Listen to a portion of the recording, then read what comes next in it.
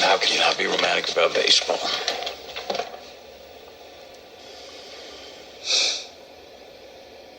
It's a metaphor. I know it's a metaphor. Hey! We're recording the podcast! Shut up! Good morning to you, wherever you are, because it is a morning somewhere for October 31st, 2024. My name is Bertie Burns, sitting right over there. Smell her feet. It's Ashley Burns, everybody. How you doing? Wait, what? Well, it was a long, trick-or-treat lead-in that I just went for. You do not need to smell the feet. Stay away from the feet. Clear the feet.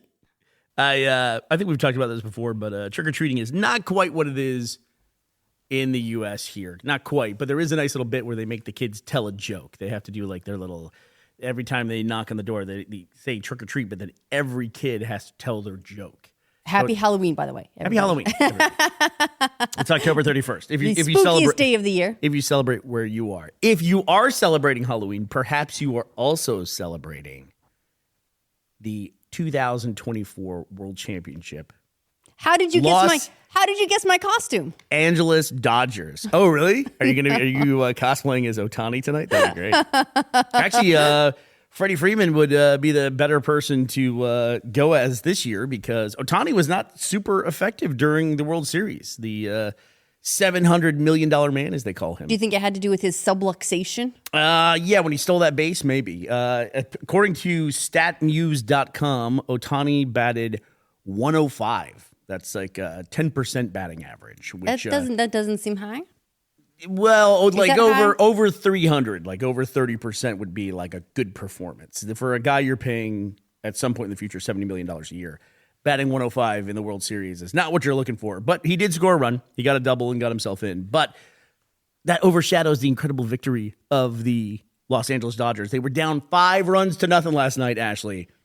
They came back and won 7-6. It was incredible. So your jinx did not stick. My jinx, well, I thought it did, actually, because I was watching it late last night. Started at, I think, 12:15 here last night, a.m. And so I watched through the first 3 innings when the Yankees went up 5-0. And it was like 3 runs in the first, a run each in the second and third inning. And I was like, okay, this probably not going anywhere. I'll just go to sleep and I'll wake up tomorrow and watch the game. And then I have to do this. I got this weird thing. I don't know if you've seen me do it, where I will start the app. And, of course, it wants to show you the news, and the news is going to tell you who won the World Series game last night. So I know what part of the screen to look at, and I've got some of it covered, like with my hand, and I can tap to watch it and start it. I watched like 3 innings of yesterday's game, the previous game, I mean. Oh, accidentally. Yeah. And I was like, wait, I'm in the wrong game, so I had to go through the whole, hide everything again and watch it. And then it was, nail-biting because in the last inning, when the Dodgers are up by 1 and they just have to, bottom of the ninth, they got to strike out or get 3 outs to win the World Series. But there was an hour and a half left in the broadcast. It was a very modern problem because I was watching the archive video. I could see how much time was left in the timeline, which is not a thing when you're making a movie.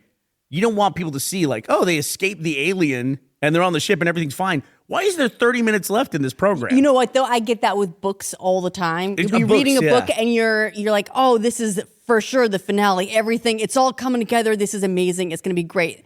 Why are there so many pages left? A lot of pages left in this book. Huh, that's a lot of pages for this all coming together right now. So God bless the MLB. They must have added an hour to the end of the broadcast of just it was a slate that just said, thanks for watching the program. When I got to the end and they did strike out, or they didn't strike them all out, but they got their final out and they won the World Series. I thought, oh, this is obviously, I should have used my brain. This is the big celebration stuff where they're going to go in the locker room and talk to everybody for an hour or whatever. But it wasn't that. They just put a slate up saying, thanks for watching, and that's it. That's great, though. Kept you guessing. It did. It kept me guessing. So I feel like even though I watched it on a bit of a delay, I feel like I had the true experience. We were out at the bus stop and I was watching it. And you had a very rural first world problem in that you're watching it at the bus stop and then you lose buffering, and then you lose signal for a second and it starts buffering. Oh no! And I was like, oh, don't worry, there's still an hour left. I was explaining to you at the time, and then they won. So and then Freddie Freeman very deservedly won the series MVP. He did not get a home run last night, so his record stands at 6 straight World Series games with a home run. So that's incredible. That is very impressive. Yeah. And I've also been practicing my anti-spoiler techniques because today, well, technically it released yesterday, but it was late enough in the day that it came out overnight for me here, is the finale for the Disney Marvel series Agatha All Along is now out. And so I have to stay off everything just in case, because headlines will spoil that sort of thing. They're doing a really interesting thing with this series in particular, where you know how now a lot of streaming series they'll debut the first 3 episodes and then it'll be weekly after that, or some kind of they put out enough at the beginning to get you hooked, and then put you week to week. They're doing. Can I just ask you really quickly, which one do you prefer? What's the model of release that you prefer for a series on digital? Honestly, I think it very much depends on the series. I think there are some series that really benefit from binging and just getting really into it for a period of time. And I think there are some series that really benefit from having a sort of week-to-week digestion of what's happened and discussion. I think for sure the discussion tail on most series is dramatically injured by the binge model, right? Because if someone's watching a series, you don't know like how far into the series they may or may not be. There's 8 episodes that all came out at once. You binged, you watched them all. I watched 2 of them and I'm like, oh, I watched that as well. And then you don't know how to talk to me. Not everyone has 8 hours to spend in a single day on media, right? Right. Unless, say, for instance, an update to Factorio comes out, and then somehow you find the fucking time. Not playing. I played it yesterday. God, I did exactly what I said. I fell down the rabbit hole, and I did it. I going back to what we were just talking about. I think I prefer this model you're talking about, where you do the little burst at the beginning, then you go week to week, and Agatha All Along is doing the opposite, where they started week to week, and they're finishing. They put 2 episodes out for the finale. So now I've got 2 episodes to watch, and I'm super excited. I want to see if this one nails the landing. I have to say that I loved WandaVision. I thought it was a great series, but the very end definitely changed from the original premise and went sort of back in the direction of general Marvel action sequences and everything, right? Yeah. Which felt kind of like a weird choice for that series. So far, Agatha All Along has really, I thought, been very like on its straight and narrow what it wants to do. It's a small scale story. It's intimate stakes. They've had some incredible character driven episodes. I need you to watch these so that I can talk to you about them, because it is the last episode that was really character driven was fantastic. I will watch it. I tried to watch it last night, but Ashley, I had a fluids problem in my petroleum district of my factory. I had to solve that. I didn't plan ahead for where I was going to put my railway, so I had a huge problem. So I had to deal with that. Mush don't go. I'm sorry I laughed. I'll have to clip it. I don't have it right now. We were just recording Mush purring before that. He's very happy about the Dodgers win. Have you ever rooted for any teams that have won a championship before, Ashley? Yes, but it's been a while. Yeah, I've only rooted for teams that have won championships 3 times in my life. Technically 4, because the Dodgers won. I was a Dodgers fan since like early 2000 teens. That's when I decided to get back into baseball and picked a team and literally picked the Dodgers because I lived in Los Angeles then. But 2020 they won the World Series. It still just doesn't feel like a real thing, because they were playing in front of 11,000 people. They were playing in Arlington because they remember when they used to have the bubble for the teams. Yeah, that was the 2020 bubble season for everybody. And the Lakers won that year too. I'm not a basketball fan, but the Lakers won that year, and now they're all excited because they finally get a parade. They weren't allowed to have a championship parade because of COVID. But I rooted for the Notre Dame Fighting Irish when they won a championship in 1988. Then the Longhorns won a championship in 2005, and now the Dodgers in 2024. Well, you're not the only one who's been excited. This one has been doing just like record numbers for the TV ratings. So the game 3 averaged was what did we said that was? It was like 13.6 million. That it was the one, mid-teens. Yeah, that was when we were talking about Japan actually being the primary market. I wish the World Ohtani Series. had a better performance because so many people were watching from Japan, but that's just, a story yet to come. Sure, he's saving it for next year's World Series when they start paying the $70 million a year or whatever. I thought about that too. We've been really crazy if Freeman had. That's not for like 10 years. They're going to pay that, but if Freeman had hit the 6 home run and they'd won that game, if they had swept, then he'd be sitting on this record until the next time he's in a World Series. It's over now, right? Because he's hit 6 and didn't hit 1 in last night's game. But it'd be interesting if he was now he's got a goal. If he was still in the middle of that record for an entire season of baseball, or the next time he appears in a World Series, Yeah, he might never make it back to the World Series. Like I'm on break, but this record is ongoing. Yeah.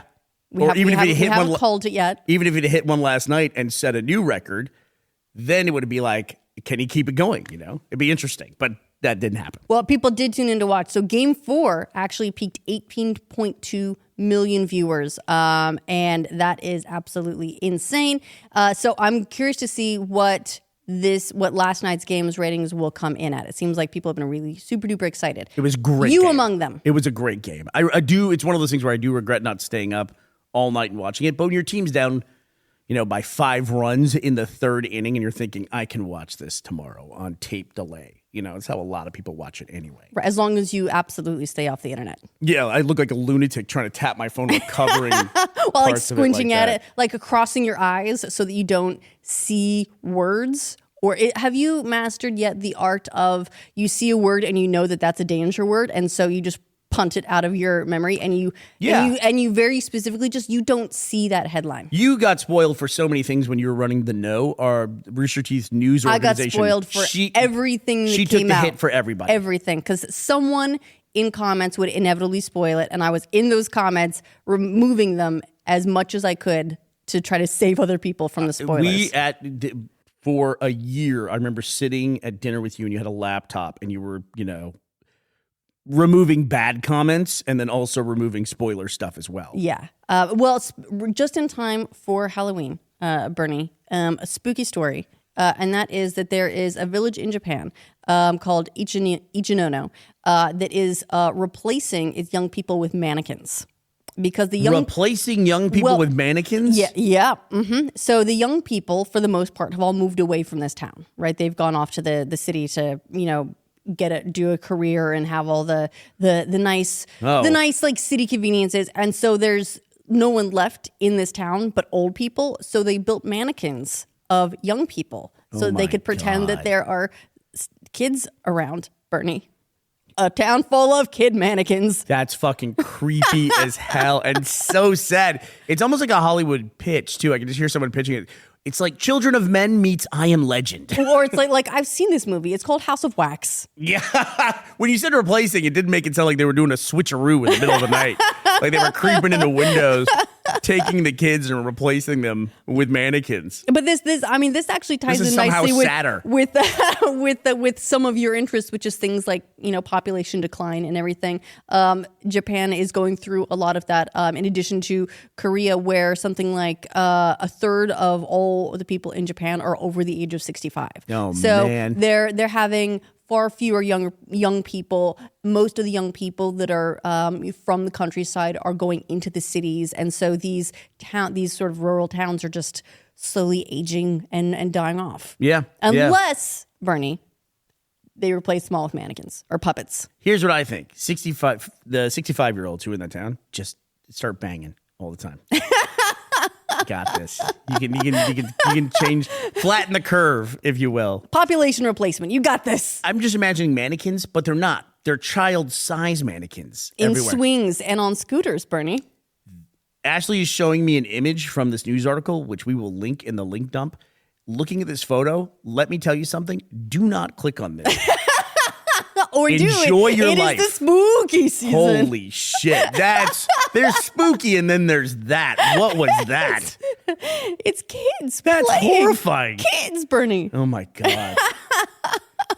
Yowza. That's insane. I feel like, I don't know. That feels like the start of a horror movie for sure. Well, speaking of movie horrors, Bernie, you're doing great for me on this one today. I'm just like lobbing out the softballs for you? Megalopolis has ended. It's Shit, theater I feel run. bad I didn't go see it, honestly. I should have gone to see it. Well, you are not the only one. Worldwide, that film has done $13.3 million. $13.3 million. I still feel like $13 million. 1.3 million people went to go see it, say $10 a ticket. Yep. 1.3 million people went to go see it. That's rough. Worldwide. That's a rough one. So it did $7.6 million domestically, $5.6 million internationally, for a worldwide total of $13.3 million, which I don't think I'm gonna just do a little math here. And that was his own money. Yeah, I don't think that's gonna make back its budget. Well, maybe it was deferred to like 10 years from now. In 10 years, it's gonna get $70 million at the box office. Yeah. I don't think it's going to make back its budget no matter how well it does on PVOD or streaming, but it can make back a bit. So what you're saying here, Ashley, is that Francis Ford Coppola is down by 5 runs coming into the 4th. You can either go to bed and wake up tomorrow and see it. Who knows? Anything could happen. It's a metaphor. I know it's a metaphor. Can we go back real quick and talk about this strategy for releasing things? So I do think the ultimate model for releasing things would be, depending on how many episodes you've got, Agatha All Along is 10? 10 episodes. So they did 2, and then they did 6 weeks, and then another 2 at the end, little bookend there. I think that might be the perfect model for doing those things. If you've got 10 episodes. If you've got like 6, you really can't do that. Right. Yeah. And there are a lot of shows that are getting shorter and shorter in terms of overall episode count. Yeah. But, I like having this sort of event finale. I'm excited to go and watch this and not look at any internet until I finish, just in case the headlines get me. So you're just off the internet. I say as a kid, the whole thing is when you're a kid and you're playing games and like hide and seek and you learn to peek. When you're an adult, you learn how to not peek. Does that make sense? It's how to avoid. It's unpeaking, yeah. Selective blindness. But speaking of TV, you have heard that Phoebe Waller-Bridge, famously of Fleabag, and the new Indiana Jones movie, is working on a Tomb Raider series for Amazon. This is different. This is a live-action Tomb Raider series, different from the animated Tomb Raider series that's currently on Netflix. And there's some... Not casting news exactly, because it's not they haven't cast Tomb Raider, but they're talking about who is testing for Tomb Raider. Yeah. And I always find that like a very fun conversation, because so far, of course, we've had Angelina Jolie and we had Alicia Vikander for various on-screen Tomb Raiders. And I thought they both turned in fantastic performances that were very different from one another.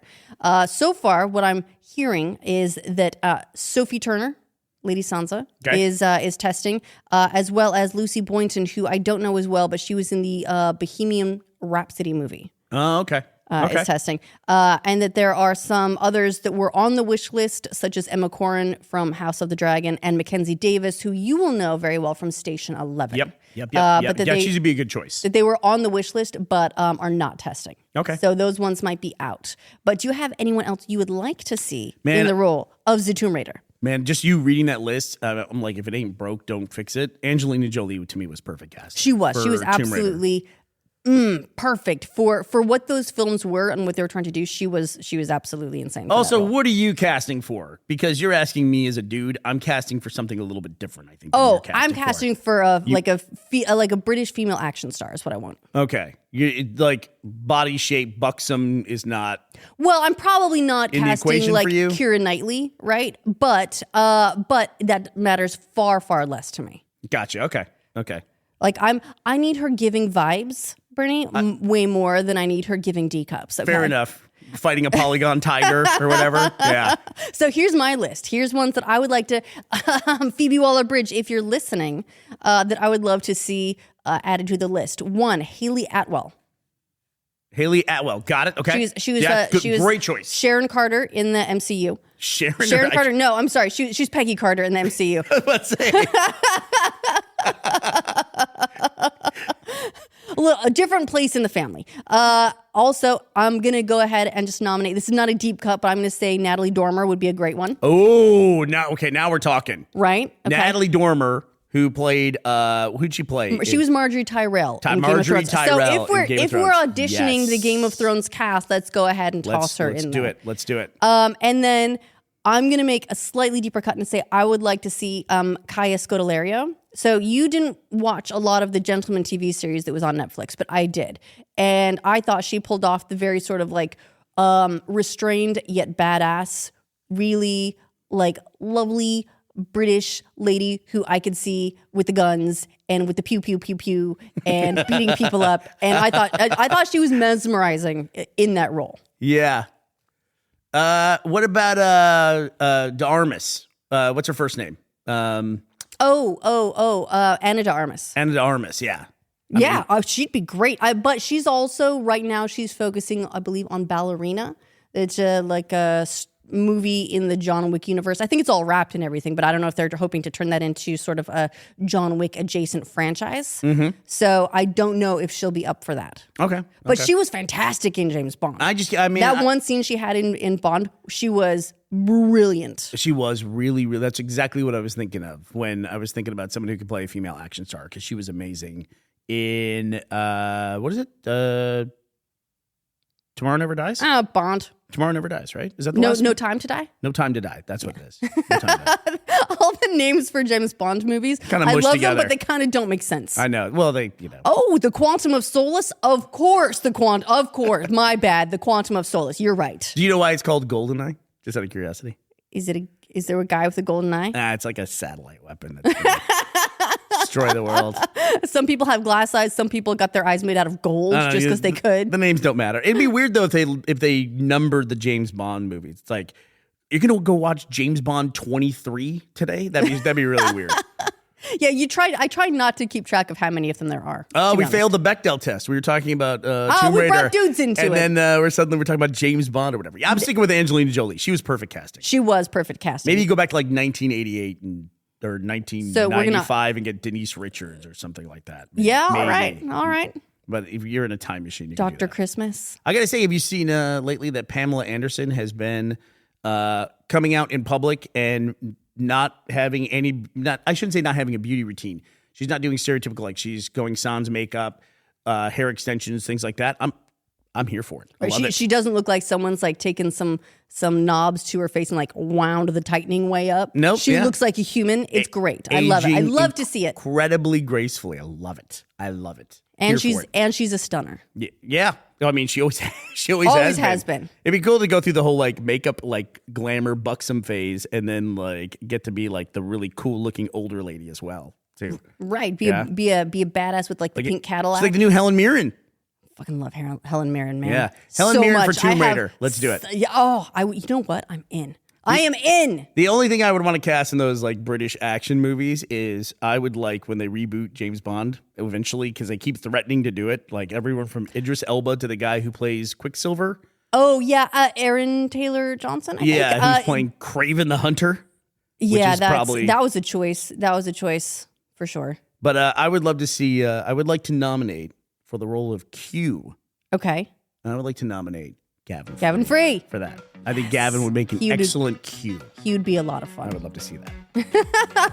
All right, well, let's get on to our Halloween. But before we go, I would like to say thank you to our sponsors today, Matthew Byrne, Jan, and Gutham. Thank you all for sponsoring our show at patreon.com/morningsomewhere. And a happy Halloween to you. All right, well, that does it for us today. Halloween 2024. We will be back to talk to you tomorrow. We hope you will be here as well. Bye, everybody.